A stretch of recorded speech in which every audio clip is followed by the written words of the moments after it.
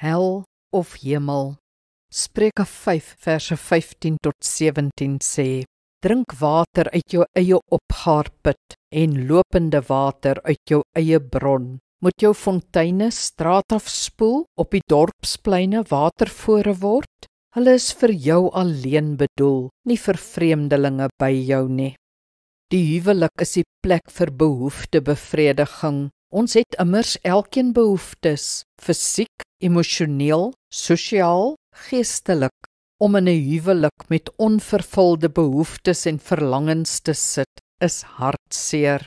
So 'n huwelik kan hel wees. Wat dikwels gebeur, is dat elkeen slegs vir sy eie behoeftes veg, maar 'n gedurige toutrekkery oor wat ons moet doen of koop, help niemand nie. Nee, die doel van die huwelik is dat ek vir jou daar is en jy vir my. Dit, wederwysige behoeftebevrediging, is vervullend en God se wil. Wat is jou maat se behoefte as man, as vrou, as unieke mens? Vra hom of haar, vra haar wat sy nodig het en leef dan om daaraan te voldoen.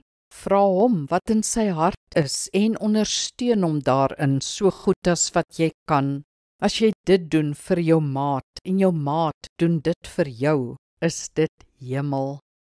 Kom ons bid saam. Hemelse Vader, soos Jesus vir ons behoeftes gekom het, is ons hier vir mekaar se behoeftes. Help ons dat ons gesprek so diep sal wees dat ek my maat se hart sal ken, dat ek sal weet wat hy of sy ten diepste nodig het. Laat ek dit dan my lewenstaak maak om dit te probeer vervul. Amen. Die Here seën jou.